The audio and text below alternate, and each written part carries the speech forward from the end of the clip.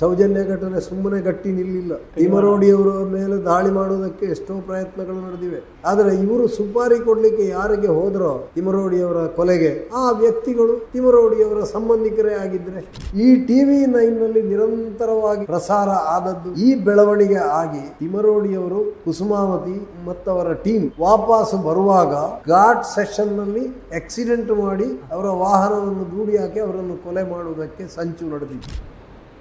ಸೌಜನ್ಯ ಘಟನೆ ಸುಮ್ಮನೆ ಗಟ್ಟಿ ನಿಲ್ಲಿಲ್ಲ. ತಿಮರೋಡಿಯವರ ಮೇಲೆ ದಾಳಿ ಮಾಡುವುದಕ್ಕೆ ಎಷ್ಟೋ ಪ್ರಯತ್ನಗಳು ನಡೆದಿವೆ.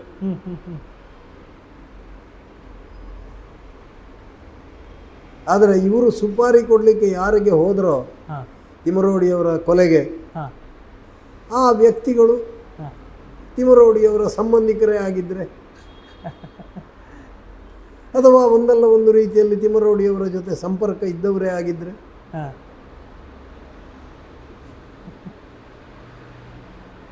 ಅದೊಂದು ವಿಷಯ ಬಿಟ್ಟು ಬೇರೆ ಏನಿದ್ರು ಹೇಳಿ ಅನ್ನುವ ಉತ್ತರಗಳು ಕೆಲವರ ಹತ್ರ ಇವರಿಗೆ ಸಿಕ್ಕಿದೆ ಅನ್ನುವಂಥದ್ದು ಇದೆ. ನೋಡಿ, 12ನೇ ತಾರೀಕಿಗೆ ಕೊಲೆ ಆದದ್ದು 2012 ಸೆಪ್ಟೆಂಬರ್ 10ಕ್ಕೆ ಕೊಲೆ ಆದದ್ದು, 9ಕ್ಕೆ ರಾತ್ರಿ 9ಕ್ಕೆ ಸಂಜೆ ಕೊಲೆ ಆದದ್ದು, 10ಕ್ಕೆ ಹೆಣ ಸಿಕ್ಕಿದ್ದು. ಈ ರೀತಿಯ ಬೆಳವಣಿಗೆ ಅದಾಗಿ ಒಂದು 2-2.5 ದಿನದ ಕಾರ್ಯಕ್ರಮ ಬೆಂಗಳೂರಿನಲ್ಲಿ ಟಿವಿಯಲ್ಲಿ ಆಯಿತು. TV9ನಲ್ಲಿ ಗೊತ್ತಾ? ಹೌದು. ಈ TV9ನಲ್ಲಿ ನಿರಂತರವಾಗಿ ಇದರ ಬಗ್ಗೆ ಇಡೀ ರಾಜ್ಯದಲ್ಲಿ ಪ್ರಸಾರ ಆದದ್ದು ದೇಶದಾದ್ಯಂತ. ಅದಕ್ಕೆ TV9ನ ಡೆಲ್ಲಿಯಿಂದಲೂ ರೆಪ್ರೆಸೆಂಟೇಟಿವ್ಗಳು ಬಂದಿದ್ದರು. ಅದು ಆ ರೀತಿ ಇಡೀ ಜಗತ್ತಿನಾದ್ಯಂತ ಪ್ರಸಾರ ಆಗುವಂಥ ಲಿಂಕ್ಗಳೆಲ್ಲ ಬಂದಿತ್ತು. ಈ ಬೆಳವಣಿಗೆ ಆಗಿ ತಿಮರೋಡಿಯವರು ಕುಸುಮಾವತಿ ಮತ್ತವರ ಟೀಮ್ ವಾಪಸ್ ಬರುವಾಗ ಅವರನ್ನು ಘಾಟ್ ಸೆಷನ್ನಲ್ಲಿ ಆಕ್ಸಿಡೆಂಟ್ ಮಾಡಿ ಅವರ ವಾಹನವನ್ನು ದೂಡಿ ಹಾಕಿ ಅವರನ್ನು ಕೊಲೆ ಮಾಡುವುದಕ್ಕೆ ಸಂಚು ನಡೆದಿತ್ತು.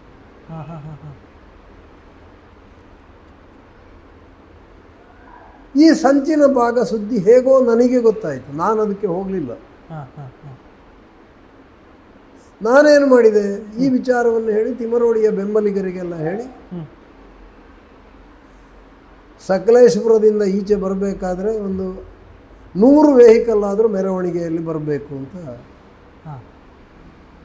ವ್ಯವಸ್ಥೆ ಮಾಡಬೇಕು ಅಂತ ಹೇಳಿದೆ. ಇದು 1,500 ಜನರಲ್ಲ, 1,500 ವಾಹನಗಳ ಮೆರವಣಿಗೆ ಆಗಿ ಬಂತು. ಇದರಿಂದಾಗಿ ಅವರಿಗೆ ಆ ಸಂದರ್ಭದಲ್ಲಿ ಏನೂ ಮಾಡಲಿಕ್ಕೆ ಆಗಲಿಲ್ಲ. ಮಾಡಲಿಕ್ಕೆ ಎಲ್ಲ ಪ್ರಯತ್ನ ಮಾಡಿದ್ದಾರೆ. ಹುಟ್ಟು ಪ್ರಶ್ನೆ ಇಷ್ಟೇ, ನಮ್ಮನ್ನು ಯಾರೂ ಪ್ರಶ್ನಿಸಬಾರದು. ನಾವು ಏನು ಮಾಡಿದರೂ ಅದಕ್ಕೆ ಯಾರು ನಾವು ಪ್ರಶ್ನಾತೀತರು. ಅದಕ್ಕೆ ಬ್ರೇಕ್ ಬಿದ್ದದ್ದೇ ಸೌಜನ್ಯ ಕೇಸಿನಿಂದ. ಹಿಂದೆ ಈ ಚಳವಳಿ ಮಾಡಿದವರು ನಾವು ಕಮ್ಯುನಿಸ್ಟರು. ಯಾವಾಗ 87ರಲ್ಲಿ 79ರಲ್ಲಿ ಪಾಪ ಹರಳೆ ಡಾಕ್ಟ್ರು ಅವರು ಏಕಾಂಗಿಯಾಗಿ ಹೋರಾಟ ಮಾಡಿದ್ದು.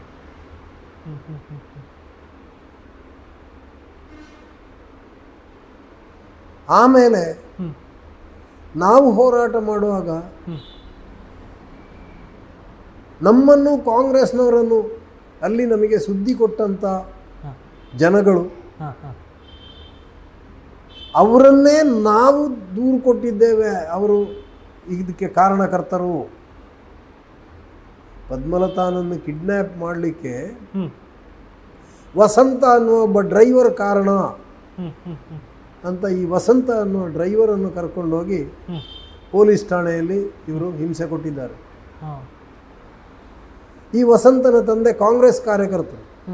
ಕಾಂಗ್ರೆಸ್ನವರ ಮಧ್ಯೆ ಎಲ್ಲ ಇವರ ಸುದ್ದಿ ಹರಡಿಸಿದ ಹೇಗೆ ಅಂತ ಹೇಳಿದರೆ, ನಿಮ್ಮ ಮೇಲೆ ಕಮ್ಯುನಿಸ್ಟರೇ ದೂರು ಕೊಟ್ಟಿದ್ದಾರೆ ಅಂತ. ಯಾರು ಯಾರ ಮೇಲೆಯೂ ದೂರು ಕೊಡಲಿಲ್ಲ. ಈ ರೀತಿ ನಾವು ಕಾಂಗ್ರೆಸ್ನವರು ಹತ್ತಿರ ಬಾರದ ರೀತಿಯಲ್ಲಿ, ಪರಸ್ಪರ ಒಟ್ಟಾಗಿ ಚಳವಳಿ ಮಾಡದ ರೀತಿಯಲ್ಲಿ ಇಂಥ ಒಬ್ಬನನ್ನು ಒಬ್ಬನಿಗೆ ತಾಗಿಸಿ ಹಾಕುವಂಥ ಇದೆಲ್ಲ ದೇವರು ಮಾಡುವ ಕೆಲಸವ? ದೇವರ ಕೆಲಸ ಮಾಡುವವರು ಮಾಡುವ ಕೆಲಸವ? ಇವರೆಲ್ಲ ಧರ್ಮದ ಉಪದೇಶ ಮಾಡಿದರೆ ಏನು ಮಾಡ್ಯಾರ? ಅದನ್ನೇ ನಾನು ಹೇಳಿದ್ದೆ. ಸುಪ್ರೀಂ ಕೋರ್ಟ್ನಲ್ಲಿ ಮಂಜುನಾಥ ಸ್ವಾಮಿಯ ದೇವಸ್ಥಾನವೇ ಅಲ್ಲ, ಜೈನರ ಸಂಸ್ಥೆ ಅಂತ ಹೇಳಿ ಧರ್ಮಸ್ಥಳ ದೇವಸ್ಥಾನಕ್ಕೆ ಅಪಚಾರ ಮಾಡುವವರ ನಾಯಕ ಸ್ಥಾನದಲ್ಲಿರುವವ ಯಾರು? ನನ್ನ ಗೇಣಿ ಭೂಮಿ ಅಂತ ಮಂಜುನಾಥ ದೇವರ ದೇವಸ್ಥಾನದ ಅಡಿಗೆ ಡಿಕ್ಲರೇಷನ್ ಕೊಟ್ಟು ಮಂಜುನಾಥ ದೇವರಿಗೆ ನನ್ನ ಒಕ್ಕಲು ಅಂತೇಳಿ ಅಪಚಾರ ಮಾಡಿದವರು ಯಾರು? ಸಾವಿರಾರು ಎಕರೆ ಭೂಮಿಯ ಒಡೆಯನಾಗಿದ್ದರೂ ಕೂಡ ಇವ ನಿರ್ಗತಿಕ, ಇವನಿಗೆ ಭೂಮಿ ಇಲ್ಲ ಅಂತೇಳಿ ಹೇಳಿಕೆ ಕೊಟ್ಟು, ತಿಂಗಳಿಗೆ 100 ರೂಪಾಯಿ ಸಂಪಾದನೆ ಇಲ್ಲ ಅಂತ ಹೇಳಿಕೆ ಕೊಟ್ಟು ಅದನ್ನು ಅಟೆಸ್ಟ್ ಮಾಡಿದವು. ಅದಕ್ಕಿಂತ ದೊಡ್ಡ ಅಧರ್ಮ ಬೇರೆ ಇದೆಯಾ? ಇವರೆಲ್ಲ ಧರ್ಮದ ರಕ್ಷಕರ. ಇವರು ಹೇಳುವ ಧರ್ಮಕ್ಕೆ ನಾವು ಕಿವಿ ಕೊಡಬೇಕಾ? ಇವರಿಂದ ಧರ್ಮದ ಬೋಧನೆಯನ್ನು ನಾವು ಪಡಿಬೇಕಾ? ಬರ್ತಾರೆ ಶಿವಕುಮಾರ್, ಡಿ ಕೆ ಶಿವಕುಮಾರ್ ಅವರು, ಇವರು ಮುಖ್ಯಮಂತ್ರಿ, ಮತ್ತೊಬ್ಬ ಇನ್ನೊಬ್ಬ ವಿರೋಧ ಪಕ್ಷದ ಲೀಡರ್ಗಳು, ಸದಾನಂದ ಗೌಡ ಮತ್ತೊಬ್ಬ ಇನ್ನೊಬ್ಬ, ಎಲ್ಲರೂ ಬರ್ತಾರೆ.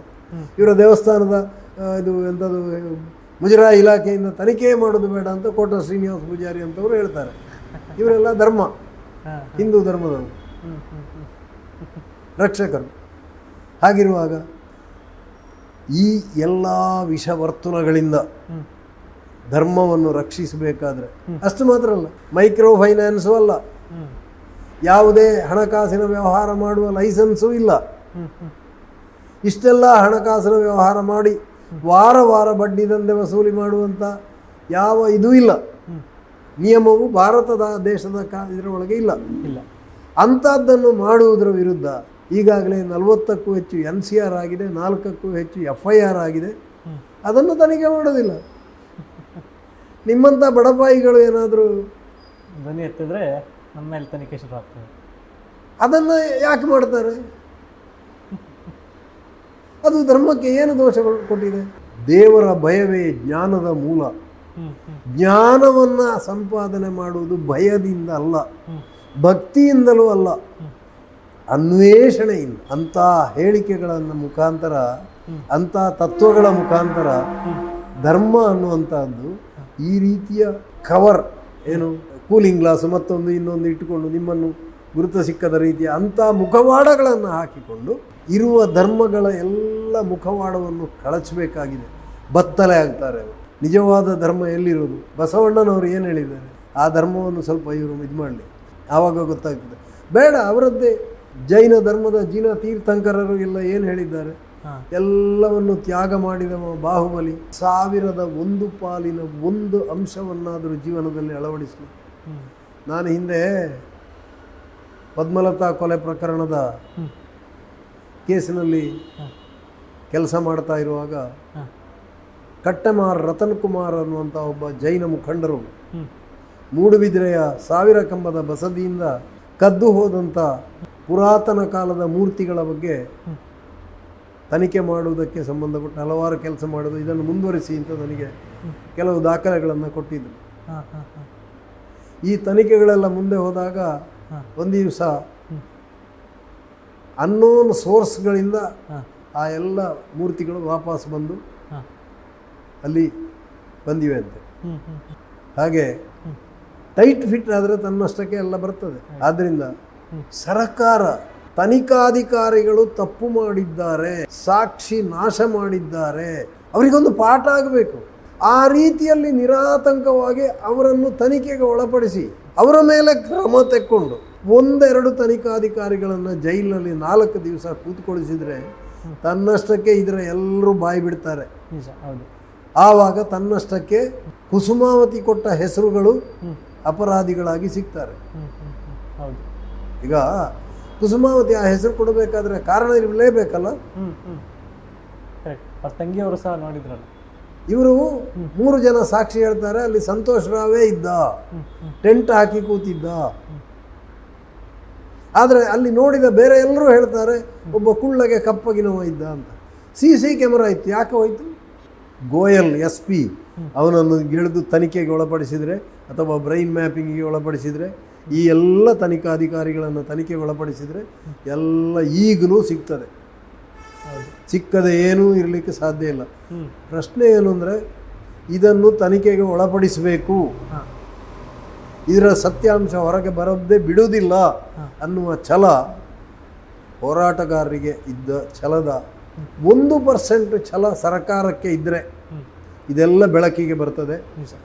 ಆದ್ದರಿಂದ ನೋಡಿ, ಮುಂದಿನ ಚುನಾವಣೆಗಾಗುವಾಗ ಇಂಥದ್ದು ಬಹಿರಂಗ ಆಗದೇ ಇರುವಂಥದ್ದು. ಈಗ ಅಲ್ಲಿ ಒಬ್ಬ ಸ್ವಾಮಿ ಇದ್ದಾನಲ್ಲ, ಮುರುಘಾಮಠ, 100,000 ಹೆಣ್ಣು ಮಕ್ಕಳು, ಅಪ್ರಾಪ್ತ ವಯಸ್ಸಿನ ಹೆಣ್ಣು ಮಕ್ಕಳ ಮೇಲೆ ಅತ್ಯಾಚಾರ ಮಾಡಿದವನಿಗೂ ಜಾಮೀನು ಕೊಡ್ತದೆ ಸರ್ಕಾರ, ಕೋರ್ಟ್, ನ್ಯಾಯಾಲಯ ಅನ್ನುವಂಥದ್ದು ಹಣ ಕೊಟ್ಟು ಖರೀದಿಸುವ ವಸ್ತು ಆಗಬಾರ್ದು. ಈಗ ನಾವು ನೋಡ್ತಾ ಇದ್ದೇವೆ, ನ್ಯಾಯಾಧೀಶರ ಮನೆಯಲ್ಲಿಯೇ ಕೋಟಿಗಟ್ಟಲೆ ಹಣ ಸಿಕ್ಕಿ ಬೀಳುವಂಥದ್ದು.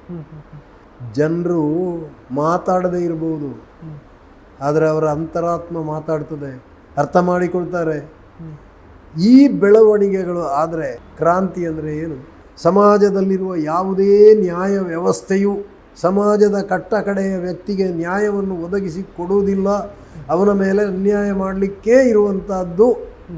ಎಲ್ಲ ನ್ಯಾಯ ಕೊಡಿಸುವಂಥ ಕಾನೂನುಗಳು ವ್ಯವಸ್ಥಿತವಾಗಿ ಇದ್ದರೂ ಕೂಡ ಅವನಿಗೆ ಮಾಡೋದು ಅನ್ಯಾಯವೇ ಅನ್ನುವಂಥದ್ದು ಹೆಚ್ಚೆಚ್ಚು ಇಂಥ ಚಳವಳಿಗಳ ಮೂಲಕ ಅರ್ಥ ಆದಾಗ, ಈ ಕಾನೂನು ನ್ಯಾಯದ ವ್ಯವಸ್ಥೆಯನ್ನು ಜನರು ಕಿತ್ತು ಅರಬ್ಬಿ ಸಮುದ್ರಕ್ಕೆ ಬಿಸಾಡಿದರೆ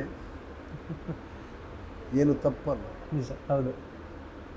ಅಂಥ ದಿನ ಬರುವಂಥದ್ದಕ್ಕೆ ಕಾರಣ ನ್ಯಾಯಾಲಯಗಳು, ಸರ್ಕಾರಗಳು, ಕಾನೂನಿನ ನಿರ್ವಾಹಕರು ಅದನ್ನು ಸರಿಯಾಗಿ ಮಾಡದೇ ಇರುವುದರಿಂದ ಅದಕ್ಕೆ ಅವರೇ ಹೊಣೆಗಾರರಾಗ್ತಾರೆ ಹೊರತು ಜನ ಅಲ್ಲ. ಅಂಥ ಬೆಳವಣಿಗೆ ಈ ಚಳವಳಿಯಿಂದ ದೊಡ್ಡ ಪ್ರಮಾಣದಲ್ಲಿ ರಾಜ್ಯದಾದ್ಯಂತ ಎದ್ದು ಬಂದಿದೆ. ಜನರ ಮಧ್ಯೆ ನಿರ್ಭೀತಿಯಿಂದ ಈ ವಿಚಾರ ಚರ್ಚೆ ಆಗಲಿಕ್ಕೆ ಈಗ ಆರಂಭ ಆಗಿದೆ. ಇದನ್ನು ತಡೆಯುವುದಕ್ಕೆ ಯಾವ ಶಕ್ತಿಗೂ ಸಾಧ್ಯ ಇಲ್ಲ. ಅದು ಬಂದೇ ಬರುತ್ತೆ. ಆ ಬೆಳವಣಿಗೆ ಆಗುವಾಗ ಅದನ್ನು ನೋಡಲಿಕ್ಕೆ ನಾನು ಬದುಕಿದರೆ ಸಾಕು ಅಂತ ನನ್ನ.